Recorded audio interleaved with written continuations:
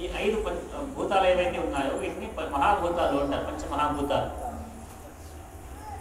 వీటిని మనం ఉపయోగించి మన శరీరం ఏదైతే ఉందో ఈ శరీరం దాంతోనే అయింది.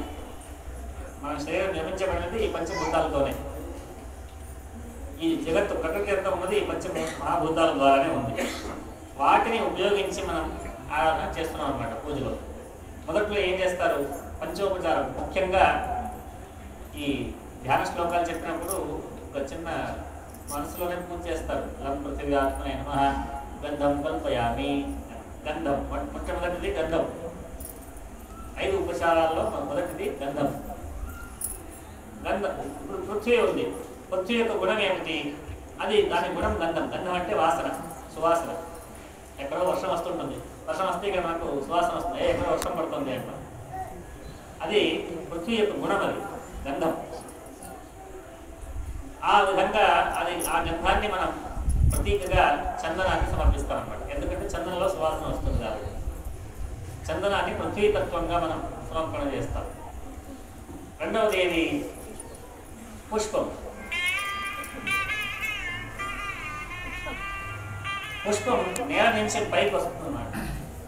ఆకాశతత్వం. ఆ ఆకాశతత్వాన్ని సమర్పణ చేయడానికి మనం ఏం చేస్తాం? పుష్పాలను సమర్పణ చేస్తాం. మూడవది వాయుతత్వం. వాయుతత్వానికి ఏం సమర్పణ చేస్తాం? ధూపం. ధూప సమర్పణ చేసేది వాయుతత్వం కోసం. వాయువు ద్వారా అది ప్రసరిస్తుంది కదా.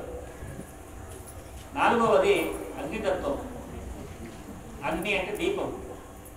దీపం పెడతాం, అది అగ్ని. ఐదవది జలతత్వం లేదా అమృతతత్వం. దానికి ప్రతీకగా మనం నైవేద్యం చేస్తాం. వాటికి బీజాక్షరాలు కూడా ఉన్నాయి. లం లం పృథివీ ఆత్మనే నమః గంధం సమర్పయామి. హం ఆకాశాత్మనే నమః పుష్పం సమర్పయామి. యం వాయువాత్మనే నమః ధూపం సమర్పయామి. రం అగ్న్యాత్మనే నమః దీపం సమర్పయామి. వం అమృతాత్మనే నమః అమృతోపహార నైవేద్యం సమర్పయామి అంటారు. ఇది పంచోపచార పూజ. 5 ఉపచారాలు సమర్పణ చేస్తారు. ఏమిటి 5 అంటే ఈ పంచమహాభూతాలు. ఇదే ప్రధానంగా పూజ. పూజ అంటే ఏమిటి అంటే పంచమహాభూతాల ద్వారా మనం భగవంతుని ఆరాధిస్తాం.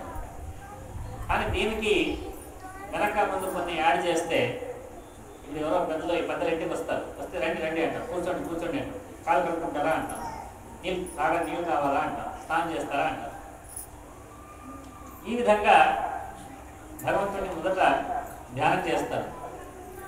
ధ్యానం చేసి ఆ మనస్సులో, మనోబుద్ధిలో, ఆ మనస్సు అనే గోడ మీద ఆ దేవుడి రూపం నిర్మాణం అయిన తర్వాత ఆవాహనం అయిన తర్వాత ఆసనం, కూర్చోవడానికి కుర్చీ ఇవ్వడం అన్నమాట. ఆసనం అంటే పాద్యం అంటే కాళ్ళు కడుక్కోవడానికి నీళ్ళు. తర్వాత అర్ఘ్యం అంటే చేతులు కడుక్కోవడానికి నీళ్ళు.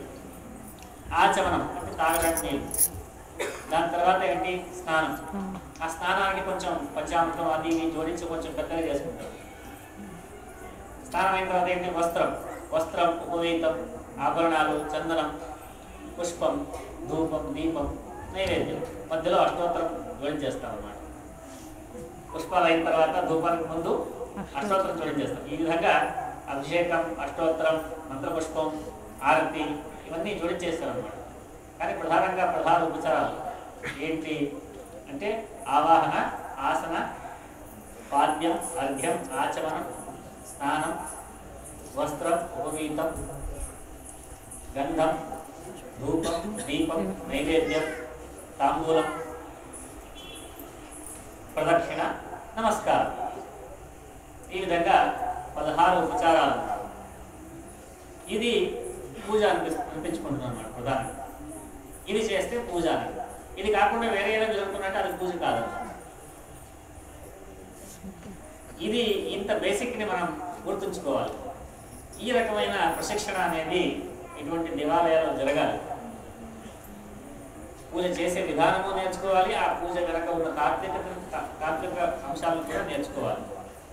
వైచారికం, ప్రాయోగికం రెండూ కూడా అవసరం. అటువంటి ప్రశిక్షణ ఇటువంటి దేవాలయం జరగాలి.